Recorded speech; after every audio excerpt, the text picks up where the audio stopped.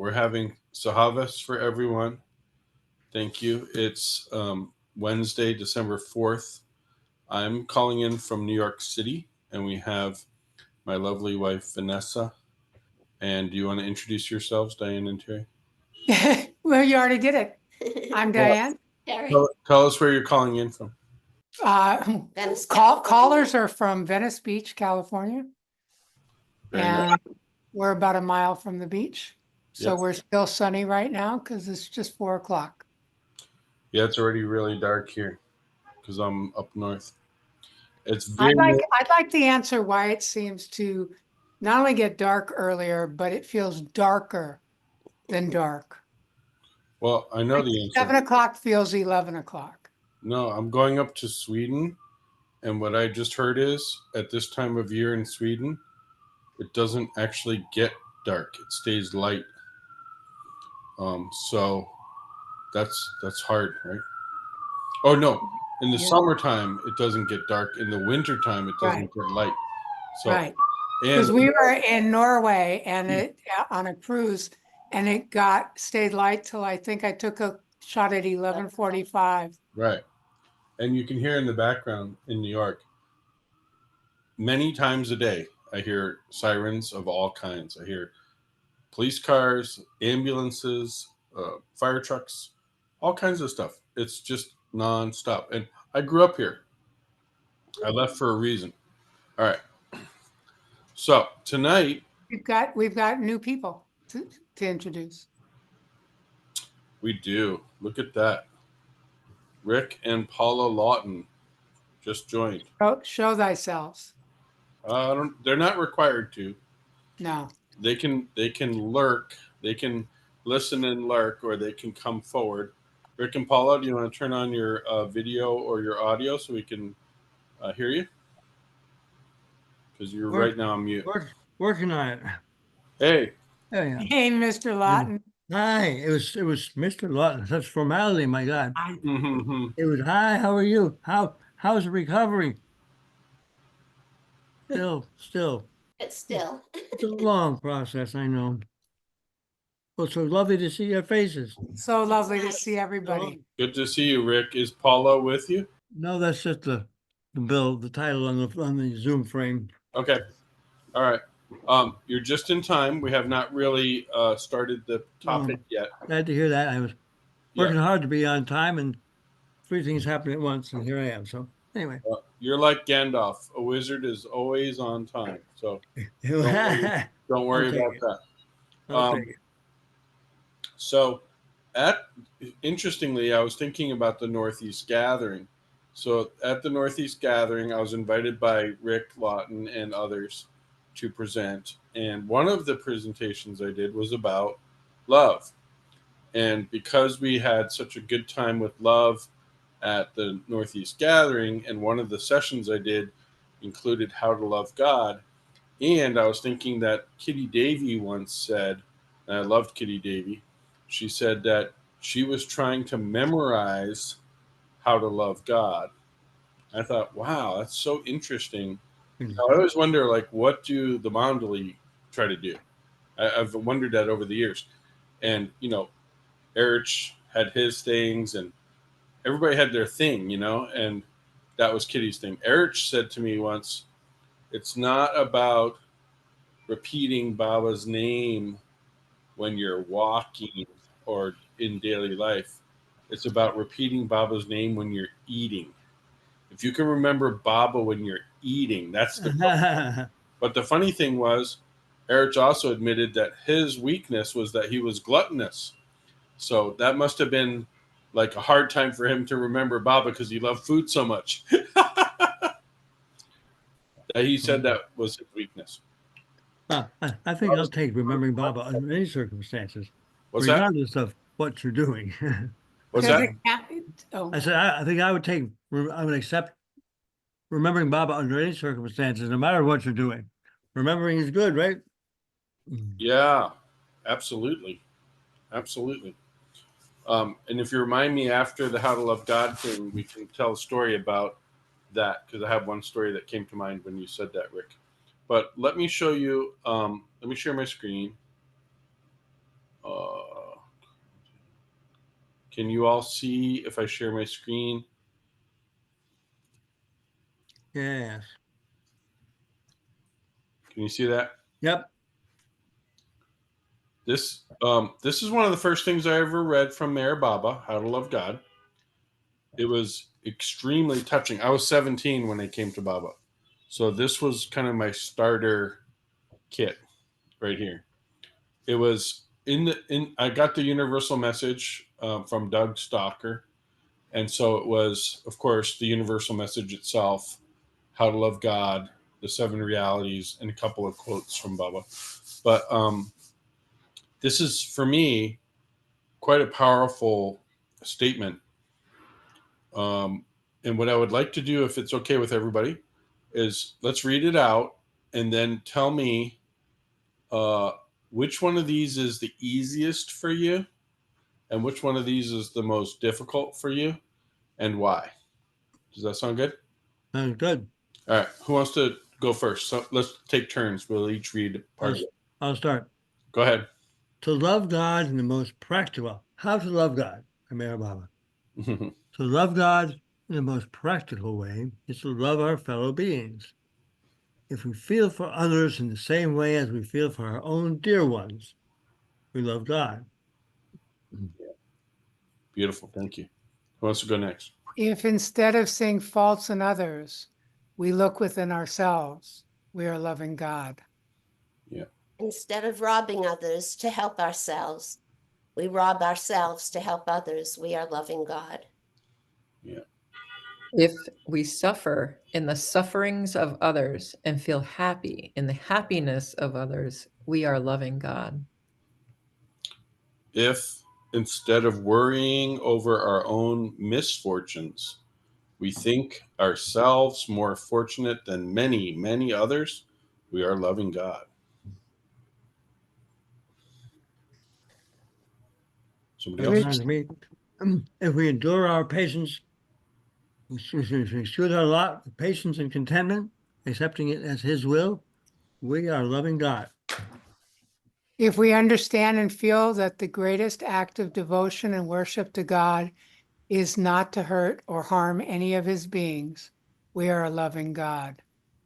To love God as he ought to be loved, we must live for God and die for God, knowing that the goal of life is to love God and find him as our own self.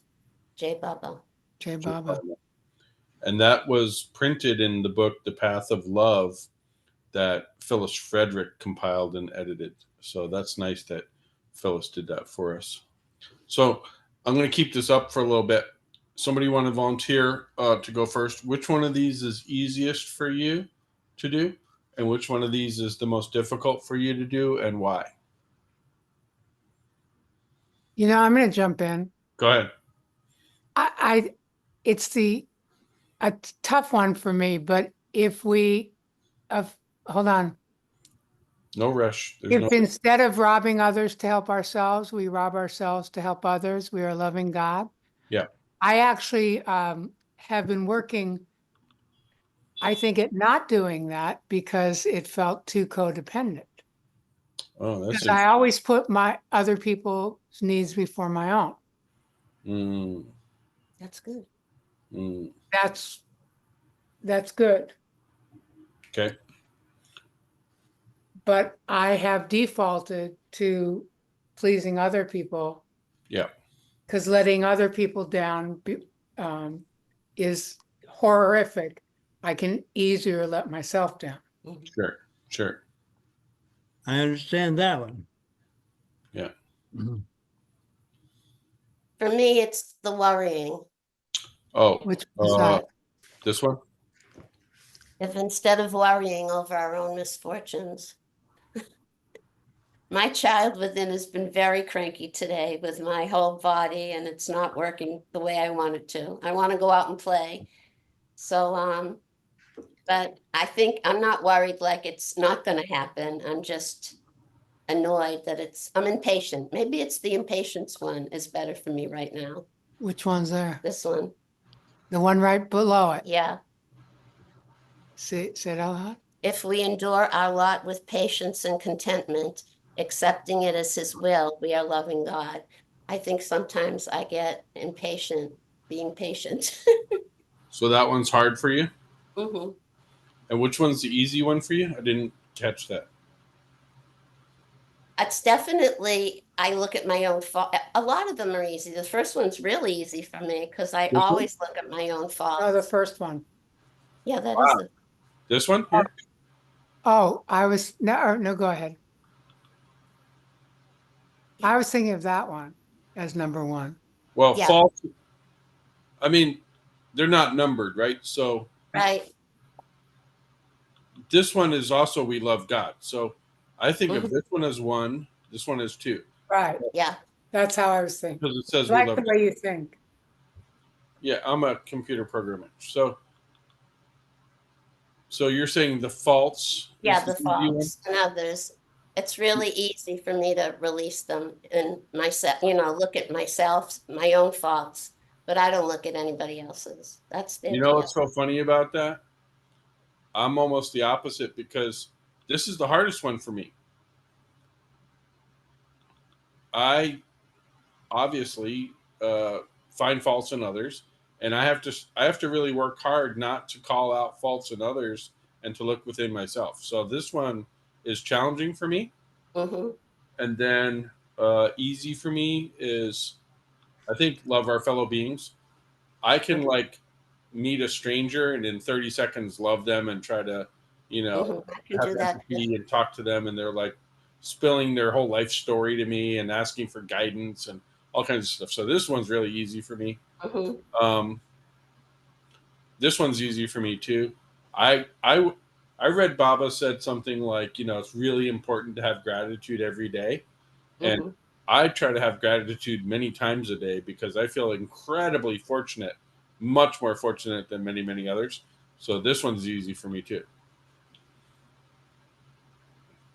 Well, for me, I mean, I'm looking at all of them and I was trying to single them out. And then I thought to myself, I'm kind of on a sliding scale in a different area on all of them. Like I think it depends on the situation. And one of the things that just came to me while I was listening to you, Laurent, explain your strength here and whatever your weakness, but was that the degree of love that I feel changes my capacity in each of these instances. So, it's like if I'm really like if I'm in a situation with my sister, it's much easier to look at my own fault than to look at her weaknesses because I love her so much, you know what I mean? But if I was in a situation where, somebody had road rage next to me, in their car and they gave me a symbol, I might not, I might see them as being like, I might not see my fault as easily as, in that situation because I don't really have that degree of love for that person. I don't know them. Mm, mm, But I would say that like whew, I think the lot, when we endure our lot with patience. So I think I have like a really good amount of patience, but I don't feel contentment in enduring my mm. lot. Like I'm definitely not there in the contentment zone. But I and then I always get to the point where I'm like, well, is this something that I self-created or is this something that, I need to go through? Like, do I need to reassess the situation? So it's like, but the bottom line to love God as he ought to be loved, it says we must live for God and die for God. Well, I definitely know that like the small self or the ego self is still very much alive and well. I'm not yet completely living for Baba or dying for Baba. I mean, I'm somewhere on the sliding scale, but I'm definitely, you know, I don't think I'm there yet. But Mm-hmm. yeah, the other ones, are they're like a joy to do, the robbing myself to help others, feeling all of those things I just feel like bring me closer to the people that I love or the people that are around me. Mm-hmm. Mm-hmm. And so yeah, it's almost like a daily activity that happens that I'm not even aware of. Yeah, beautiful. Can I make a comment about what you just said about contentment? Hmm. Um, I read somewhere that Baba said there are 2 requirements to achieve God realization. 2 things need to be present: infinite patience and infinite restlessness. So I wonder if you have a restlessness that's getting in the way of contentment. Is that part of it? Definitely, that is true. Oh my. It's like- Mhm, mhm. Yeah, Yeah, I never really paid attention to the word contentment there until, it's a great word. yeah, we were going through this, and I was like, huh. You know what's funny about that, love? Hmm. The more that you and I live together, and the more that we like settle into our life together, and we just moved into the house in Charleston together, I Yeah. feel contentment more and more. So I'm like doubling down on contentment. Yeah. You know, Uh, I've been looking at that kind of in a different way. The when I heard that when you hit a delay, which I think is what would challenge my patience usually, because it's not happening on the time schedule my head had planned. It's not until I get on the other side do I see the gifts that the delay brought about. So I've learned that lesson enough that even when we got delayed going back east in October, we just flowed with it. Because A, we couldn't do anything about it, but B, it's like, ooh, let's see what this ride is gonna happen on this ride. So Yeah. that's a different way of using the English language here. well, I'm a little confused by what you're saying. You're saying the word delay, is that related to patience? Yeah, Okay. because I have to be patient during a delay. Well, the It's delay, that's a really interesting word, delay, because the delay is purely based on your perceptions, right? Or or when the plane says they're gonna come, The what? or when the plane says they're gonna come. Oh, it's based on, some perceptions, some illusions, some statements of fact. oh, you mean like the airline promises that the airplane will depart at such and such a time and it's delayed by 3 hours, that kind of a thing? Yeah. Right. Yeah. Well, I do so much travel for work. I can tell you, they lie constantly. They just lie through their teeth. So part of the problem is we believe the lie, and then we try to hold individuals or corporations to the lie, but they actually have no intention of living up to their lies. It's crazy. It's like it can make you crazy if you look behind the curtain, and I have looked behind the curtain. Literally and metaphorically. Well, I'll tell you one story that's really interesting. Vanessa and I were on our way back from Maribad, and we had a layover in London. So we had to change planes in London. And we got onto our plane in London, and the door had not yet closed on the airplane. So, the arm was still attached to the airplane door, that arm that you walk through to get to the airplane. So I knew it was a long flight from London. So I was standing up in the aisle. Vanessa was sitting in her seat, but we were a few rows away from the front door. So I was just standing, you know, waiting for them to close the door, waiting for everything to get to the point where I had to sit down because I don't like sitting. It's too long to sit. And I was looking down the entire aisle of the plane, all the way down to the end. Probably, I don't know, 50 rows or something crazy. And I saw smoke coming out of the air vents of everybody's seats. All the seats had smoke coming out. And the flight attendants went into like panic and started yelling to get off the plane. The captain got on and said, well, that smoke's not really a problem. You do not need to get off the plane. So we were getting totally mixed signals. The plane next to us was taking pictures of our plane on fire. We saw it later on social media. And we had to evacuate the plane. People went out the slides off the side of the plane and everything. And then when I called a couple days later, I called American Airlines and I said, so we got a real problem here, you know. We're on this plane coming home, and we got off the plane, but smoke was coming into the cabin. And I need some, compensation for that situation.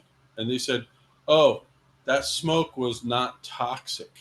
I said, wow, that's so interesting.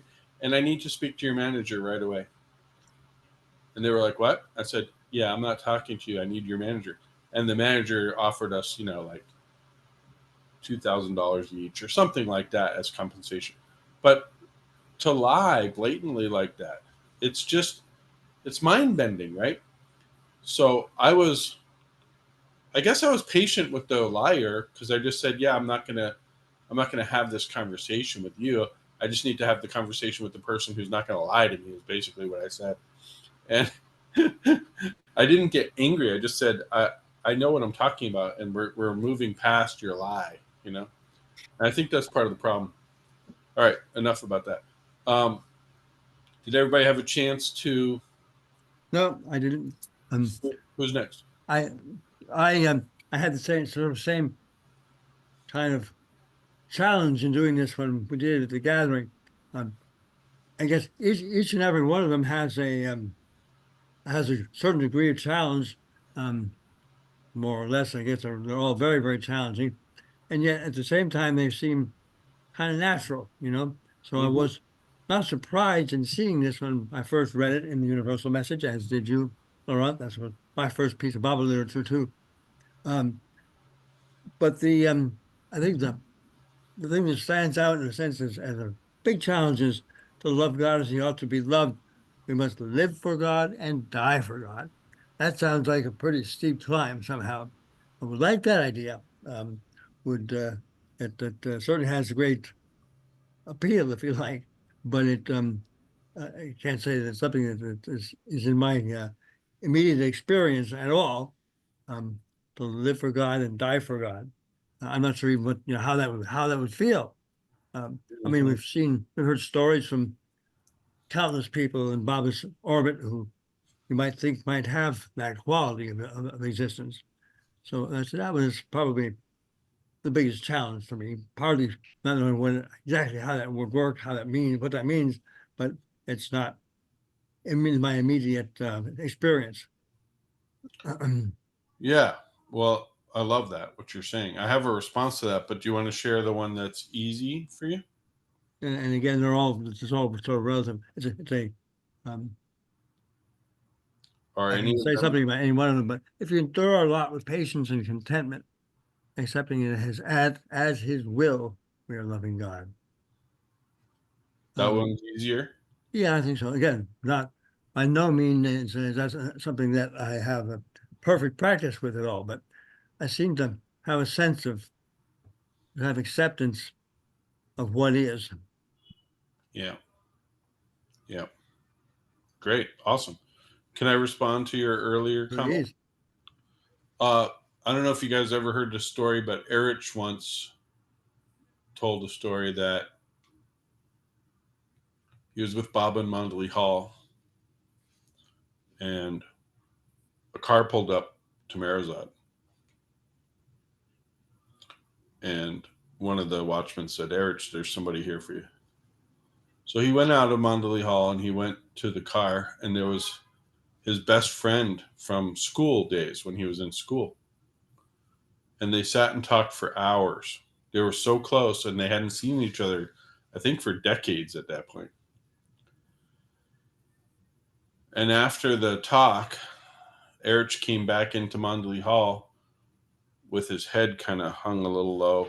And Baba said, what was that, And Erich said, oh, Baba, that was my friend from my school days. He came to see me. And Baba said, so why you look, so forlorn? What's going on? And Eric said, well, he asked me a question. I had no answer. I didn't know how to answer. And Baba said, what was the question? Eric said, Baba, he said to me, Eric, you were like the best and brightest of all of us at school.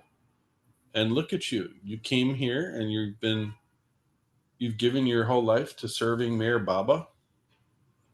What have you gained by living here with Mayor Baba? And I had no answer. That's why I'm hanging my head. And Baba said, well, he asked you the wrong question.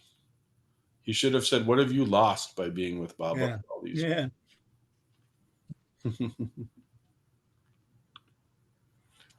I love that. Which after 50 some years with Baba, I can begin to appreciate on some small level, the constant wearing away of things. Yeah. Feels like a loss, not in the negative sense, but it feels like a happy loss, although never easy and often very challenging and painful through the process. But in retrospect, it looks good. Yeah. But one of the things I loved about the story was Erich didn't concoct some phony answer to what have you gained. He was literally stunned by the question. Yeah. And he came in like, it was tough. It was tough for him. And I think that's like the world. So the worldly way, right, is gain. Mm-hmm. If you're with the master, you're going to get something from being with the master. And he was at a loss because he didn't feel like he had gotten. Right. He didn't get wisdom. He didn't get realization. He didn't get something. He was in the process of being destroyed. Mm-hmm. Right. But that destruction is what leads to everything. Right. So it's that Zen crazy answer that his friend didn't get. Right. It wasn't that. Did you suppose Eric actually experienced that as kind of loss? I'm not sure. I'm just curious from his perspective. I don't know if he ever was even conscious of that as somehow losing something of himself, and that he was I think surrendering. Certainly. Hey, Rich, you're kind of coming in the middle of a conversation. I hope you don't mind. I remember that, Rick, in answer to your question, I don't know if it's a rhetorical question, but I'm going to answer it anyway. Well, no, I thought you might have a perspective on it, actually. I do. So I remember one time Eric said he got so fed up with Baba because, Baba would poke and prod and needle. And Eric wasn't the only one who got fed up with Baba, but Eric got so fed up with Baba, he basically quit. I don't know if you know this.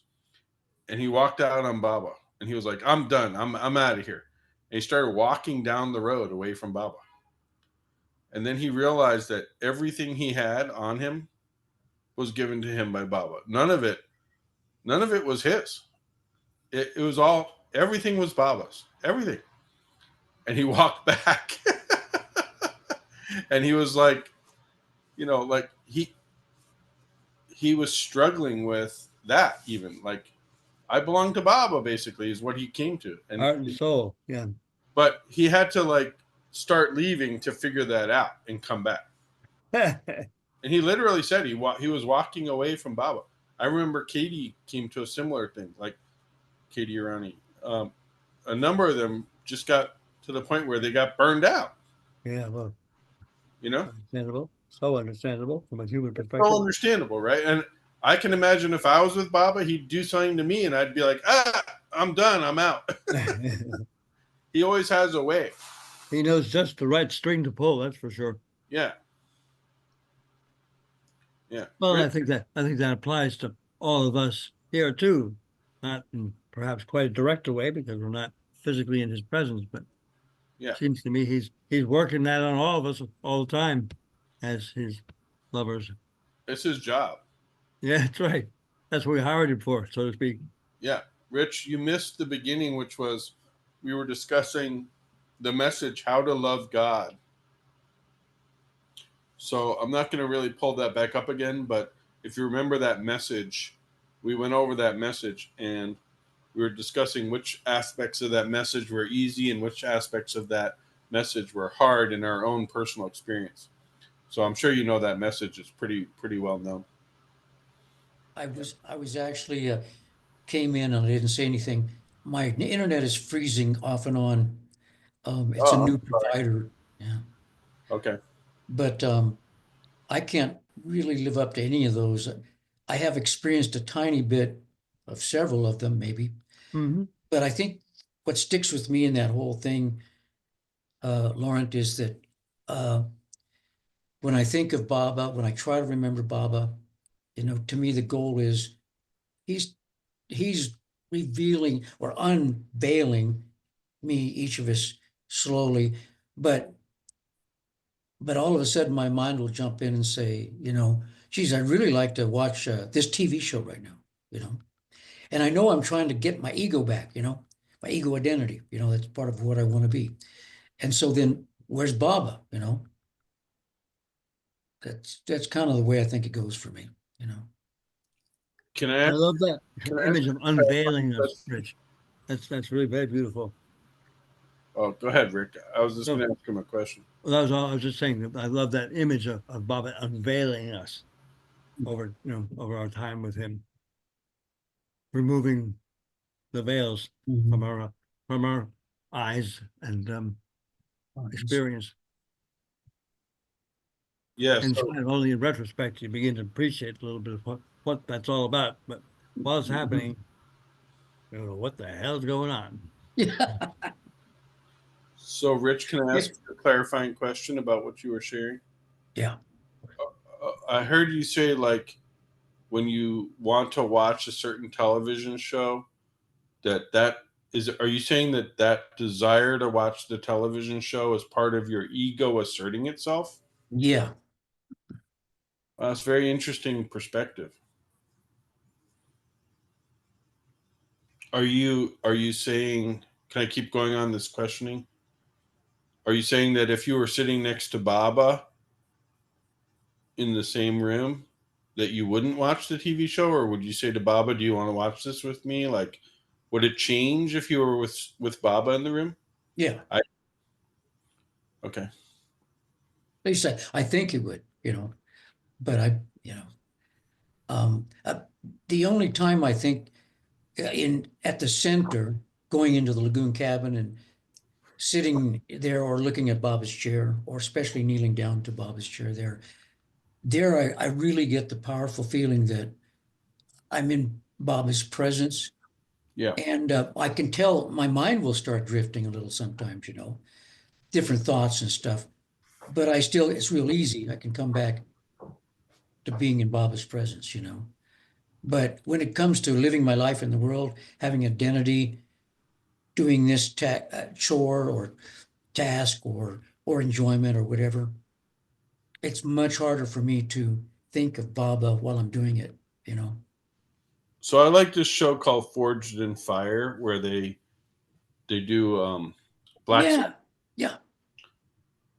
I really enjoy it. I don't even know why I enjoy it. I just really enjoy it. They're making knives and swords and stuff like that. Okay.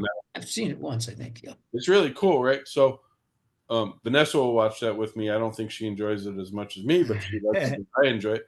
So if I was with Baba and I said, "Hey Baba, I really want to watch Forged in Fire. Do you like that show?" And he was like, "Yeah, let's watch it." Would would would me focusing on Forged in Fire and them making knives and swords out of metal in any way detract from my being with Baba or remembering Baba? Like, do we have to, like, how does that work for you? Do we have to think about Baba while we're watching, or, Well, where's I'm that confused. line? I'm confused about it. I think I am really. Okay, all right. Yeah. I answered that too, but somebody asked him sitting at his desk, while he's busy working his paperwork, whatever he was doing.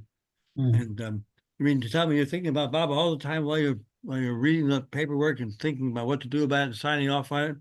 And he said, No, you fool. I just do what I need to do. And when I'm done with that, I think about Baba.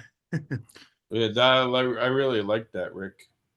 I had a story, Rick, from your earlier comment before we did How to Love God. Yeah.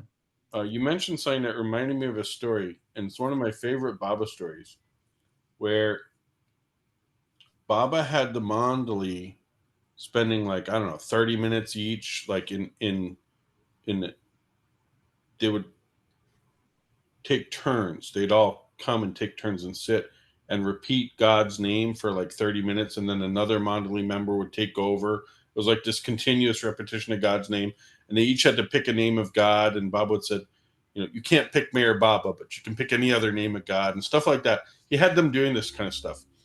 And so one of the guys had his 30 minutes, and he would do this while smoking a cigarette. And he'd go, May, Ahura Mazda,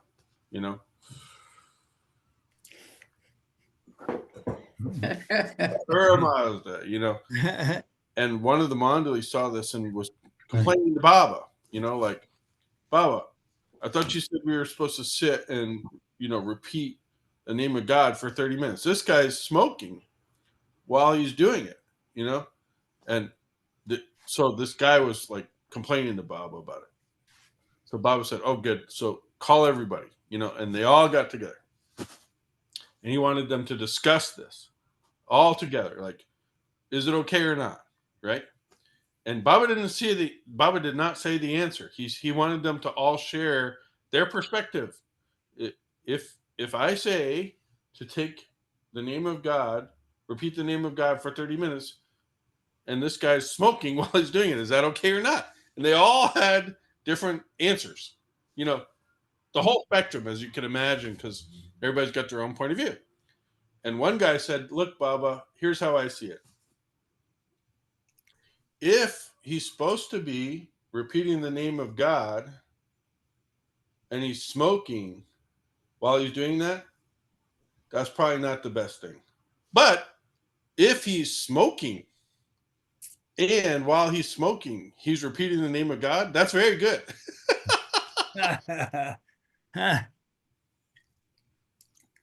So I thought that was fantastic, because it's really all about like what's going on in the situation. Baba, I don't even think Baba told them the right answer after all that. He wanted everybody to discuss it and share about it.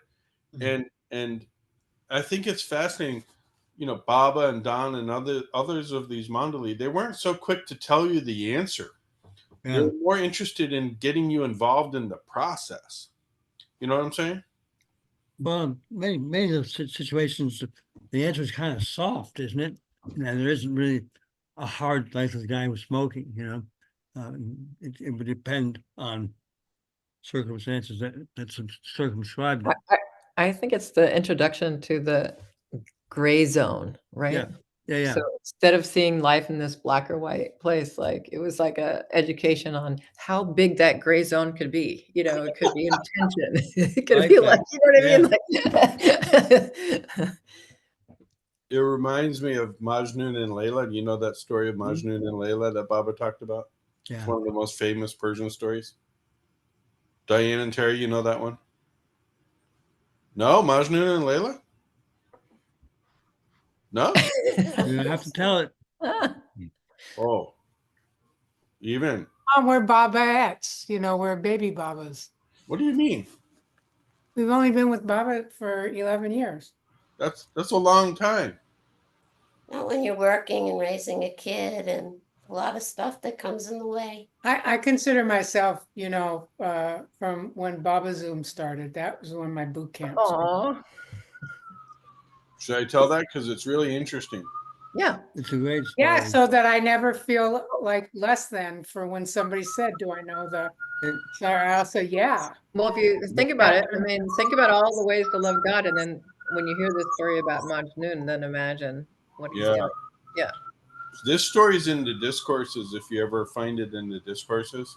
And I didn't mean to make you feel less than. So if I made you feel less than, please forgive me.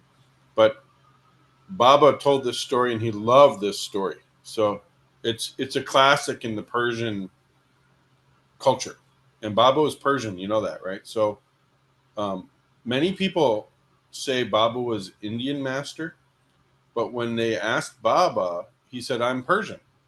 He Interesting. self-identified as Persian, not as Indian. I never heard that. Yeah, I can show you that. Believe you. Yeah. And so his culture, the culture that he lived, That's right. was the Persian culture. The Iranis, yeah. Yeah. And so what happened is, long time ago, I don't know the exact year, it doesn't really matter. There was a woman named Layla and a man named Majnun. Well, that wasn't his name. That's what they ended up calling him. But there was a man who loved her. And she was in a different class of society and promised to be married. And so he knew there was no chance. There was just no chance that he could be with her. But he loved her so much that he in his heart he said, like, well, if she's gonna marry this guy, at least she should be happy with this guy, and then I'll be happy. Like he was always thinking what would make her happy, and he would just focus his attention always on her and her happiness, even though he couldn't be with her. Like his whole life was about her. So he would repeat her name, like the way people repeat Baba's name. He would repeat her name, Layla, Layla. And he started wandering around, kind of like, that's what Majnun means, like a crazy man. Like they started calling him Majnun, like he's just crazy because he just wanders around saying Layla all the time. And he was so focused on her and her happiness and thinking of her that eventually he walked in front of a perfect master. Like he was just walking and there was a perfect master. And the master said to him, Majnun, if you had that kind of love for God that you have for Layla, you'd already be God realized. Mm-hmm. And Majnun said, I'm not interested in God. I'm interested in Layla. And the master gave him God realization anyway, because he had completely forgotten himself. Mm. And to the point where he didn't even want God realization. Right. It was like there was no he had lost all his desire. All his, like, anything related to himself was gone. He was totally focused on her, and that was enough to win the grace of the master. I think that's extraordinary. Just absolutely extraordinary. And Baba loved that story. But what's kind of fun about that is the kind of, in a sense, whimsical nature of a perfect master to just, pick this guy out of a crowd. Obviously, he had advanced in his own way. Yeah. Had learned to love, and learned to forget himself. But Yeah. if he just would without him being formally associated with him in any way, a devotee. Just, right. Yep, I love that. Well, Yeah. also it's an example of, what we consider a vice, right? A man going after, lusting after a woman would be considered a vice on some, on the spiritual path, but then it became the vehicle, so maybe the That's right. smoking too, we consider it a vice, but maybe it becomes a vehicle under certain circumstances. We don't know. Therefore, our judgment of anybody in their situation is totally meaningless. I mean, it's well, and to Vanessa's point, it's interesting. Baba said, lust means wanting happiness for oneself. Love means wanting happiness for another. That's beautiful. I love that. Yeah. So Can you repeat that, please? Lust is Lust is having happiness for yourself, and love is having happiness for the, for okay. other people. so that, in Vanessa's point, Majnun somehow had managed as a man to turn from lust to love in his relationship with Layla, who he knew he couldn't even have. So that, I think that makes it even more interesting. It's like many people, like, I love Vanessa because I can have her. She's my wife. But would I love her the same way if she was married to another guy? That's like, ooh, that's hard. It's really hard. And she was married to another guy, and Majnun just loved her, right? He just loved her, and he knew he could never have her. So it's not like a Hollywood ending where he ends up with Layla. That's not what happens. Right. Of course, Layla knew all about him because everybody knew about him. It's a fantastic story. And by the way, Eric Clapton wrote a story, not a story, wrote a song called Layla Yeah, sure. because he was in love with um, a woman who was married.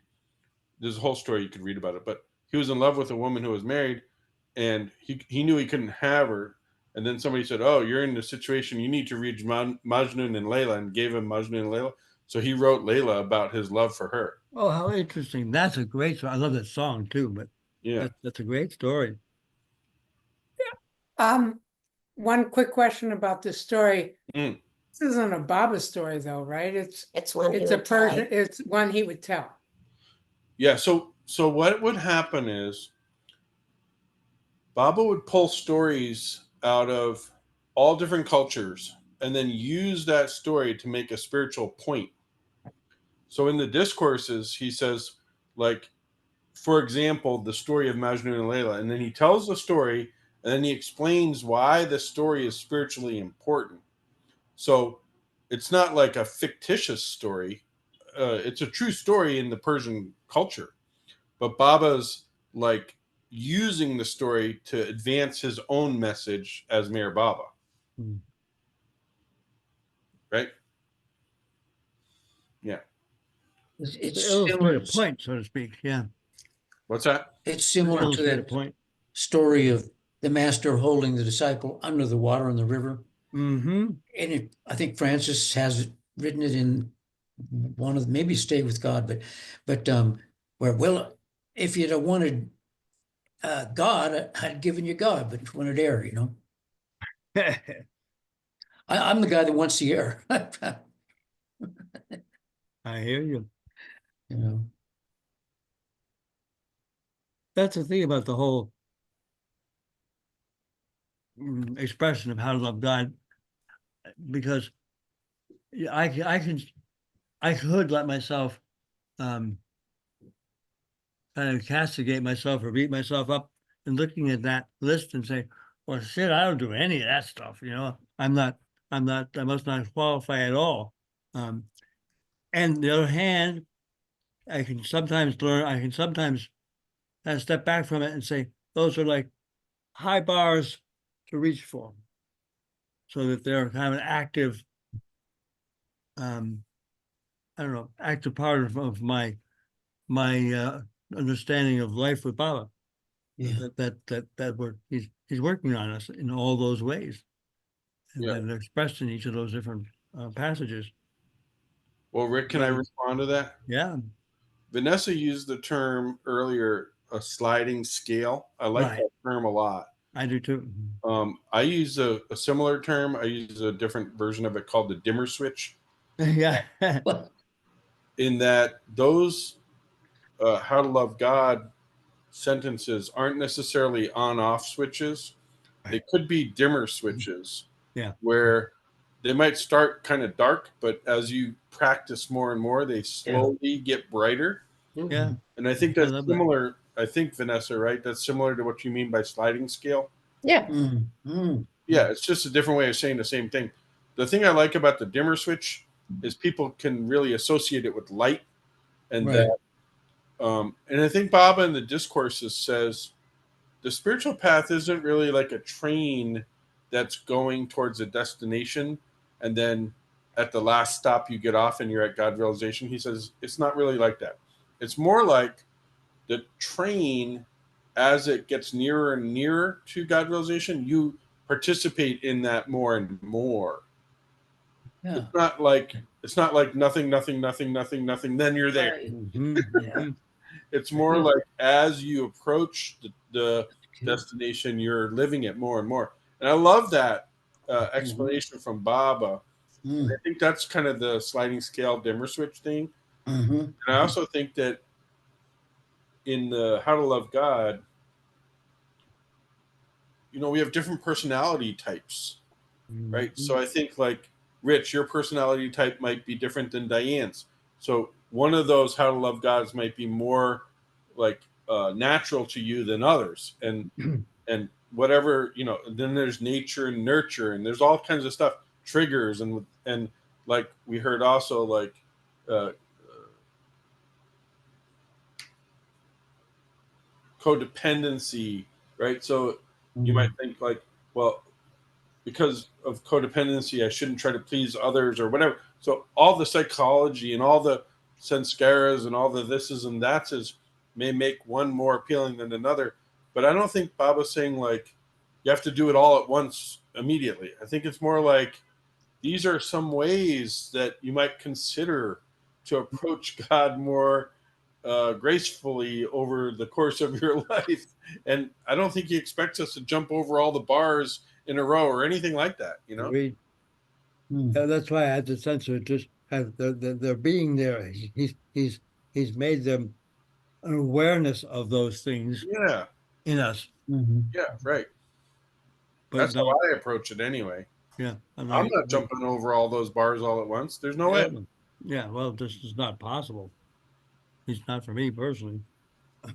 Yeah, I like the analogy you gave, Lauren. That's a really good one. Oh yeah. That clarifies it a little bit for me, yeah. Well, it's I've always thought black and white a lot, Mhm. and you're right. It's more along the lines of I get a little taste of it and I think, well, that was different. That wasn't my ego just jumping in, you know.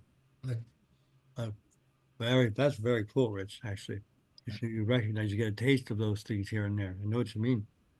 yeah, Yeah. yeah, that's about it. How you feeling, Laurent? How's that voice of yours? I'm coming to the end of my energy. You didn't hear, Rich. I've been sick, and Yeah, I didn't hear either.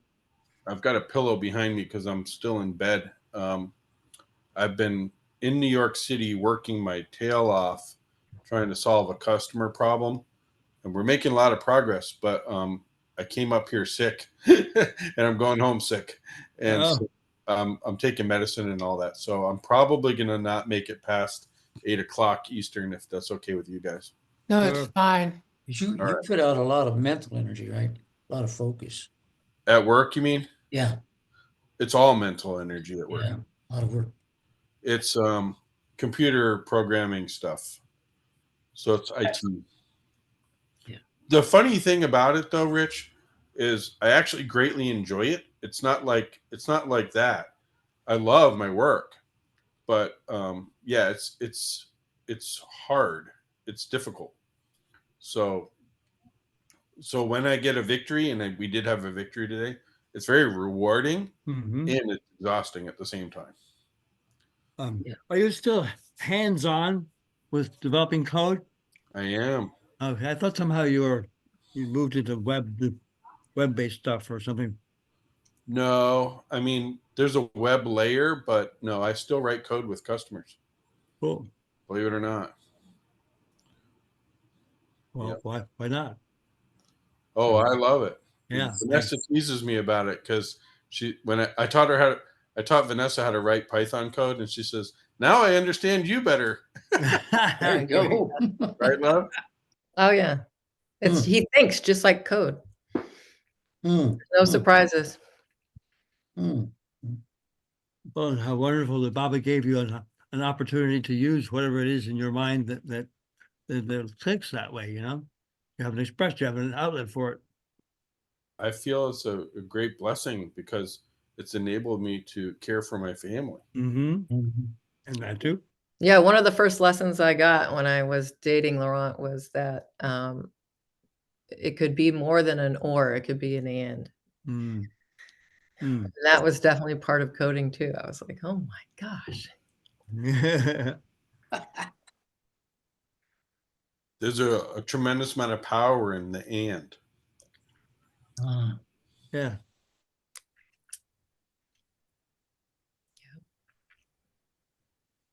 So one of the things that comes up is many minds think of two possibilities. They say, well, It can either be this or this, right?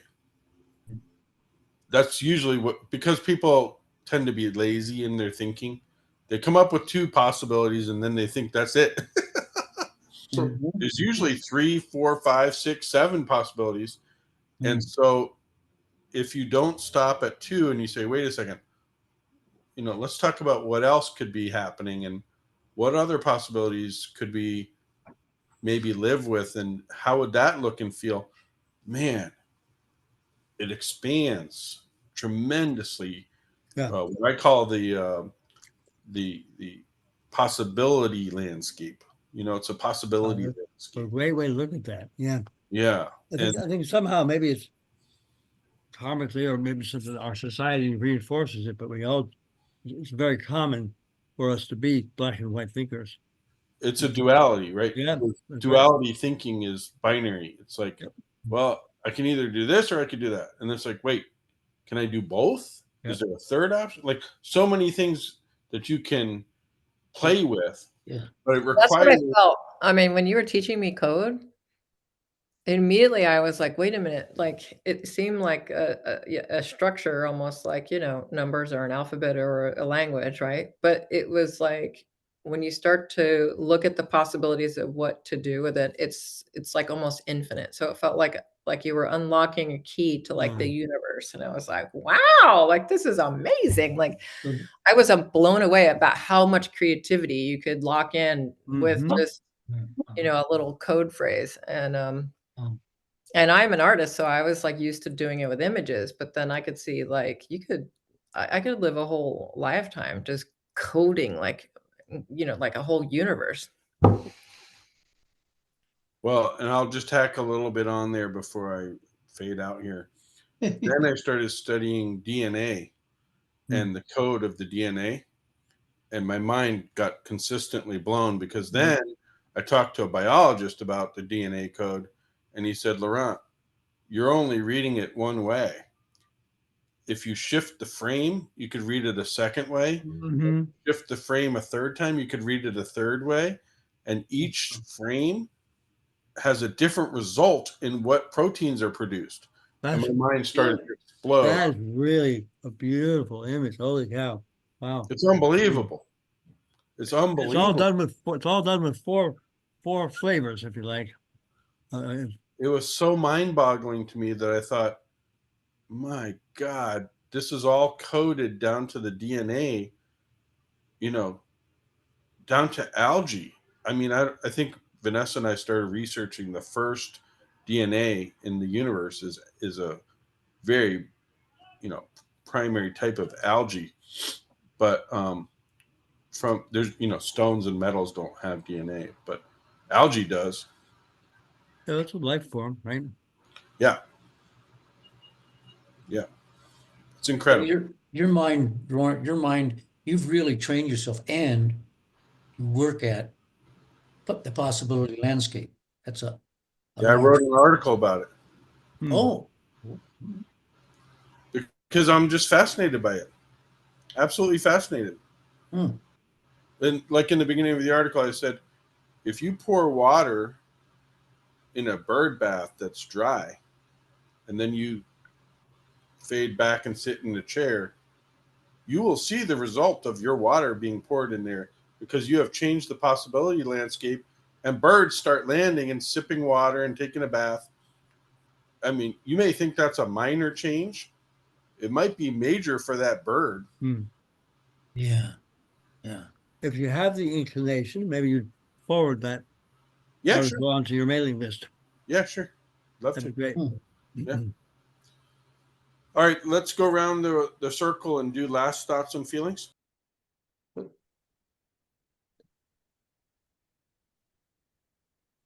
I'm just glad I got here. Thank you. I'm glad you got here too, Ray. Last stops and Thoughts and feelings. Burning thank- desires? Any burning desires? appreciation. Thank you for going with us. Yeah, that's right. That is Hey, Bubba. high on the list. Thank you. Hey, thank you, Laurent and Vanessa.